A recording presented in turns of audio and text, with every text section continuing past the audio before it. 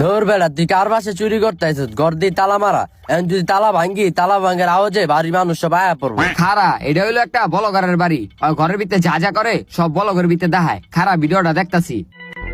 তো গাইস, আমি সবসময় ঘর থেকে বাইরে হওয়ার সময় ঘরটা তালা দিয়া এই যে ঘরের চাবিটা এটার নিচে রাইখা যাই। দেখছো চাবি কই? নিচে দেখ, নিচে। এই যে পাইছি চাবি, তাড়াতাড়ি তালাটা খোল। এই যে খুলছে।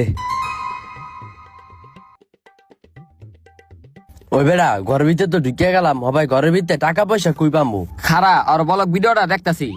তো গাইস, আমি সবসময় আমার টাকা পয়সা এই যে এই বালিশটার নিচে রাখি। দেখছো? আয় এদিকে, এদিকে আয়।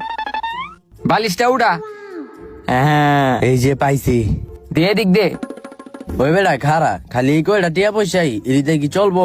খারা আর ভিডিওটা আবার দেখতাছি। গাইস, আমি তো বালিশের নিচে কম টাকায় রাখি, আমার সব থেকে বেশি টাকা থাকে এই যে এই ডয়ারে।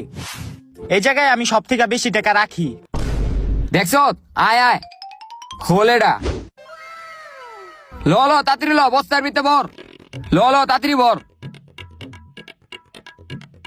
ওই বেড়া টিয়া পয়সা তো পাইলাম ভালোই, এখন স্বর্ণগণ না পাইলে ভালোই তো। ভিডিওতে দেখদি দেখায়নি স্বর্ণগণ না কুই রাখছে। আচ্ছা খারা দেখতাছি।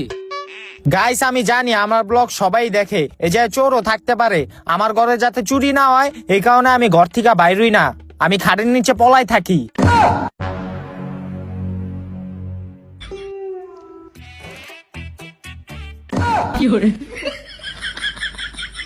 তখন কত বড় সাহস তোরা ব্লগারের ঘরে চুরি করস?